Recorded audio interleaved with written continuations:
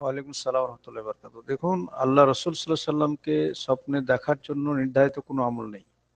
আপনি ওই আমল করলেই দেখতে পাবেন না। আপনার দায়িত্ব, আমাদের প্রত্যেকের দায়িত্ব হলো যে আল্লাহ রসুল সাল্লাহ সাল্লামের মহব্বত ভালোবাসা মনে রাখা এবং তার শরীয়ত আনিত শরীয়ত মোতাবেক আমল করা।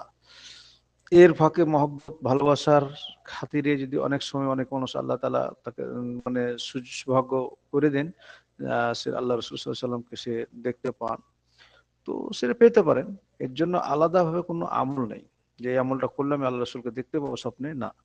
কিন্তু যেটা হচ্ছে আল্লাহ রসুল সাল্লাল্লাহু সাল্লামের আনিত শরীয়ত, তিনি যেই নিয়ম নীতি আমাদের দিয়েছেন সেগুলো তার এতাআত করা, অনুসরণ করা, অনুকরণ করে তার মহব্বত ভালোবাসা যত মনের ভিতরে গাঢ়ত্ব রাখবেন, যত মহব্বত ভালোবাসা রাখবেন, আমল করবেন, সৌভাগ্য আল্লাহ তাআলা আপনার করে দিতে পারে। আর এটার কথা, এর মানে এটাও নয় যে কেউ যদি আমল আখলাক সবকিছু ভালো করলো অথচ আল্লাহ রসুল সাল্লাল্লাহু আলাইহি সাল্লামকে স্বপ্নে দেখতে পেলো না, তার মানে তার আমল কবুল হলো না বা সে মানে তার আমল ভালো হলো না, এমন নয়।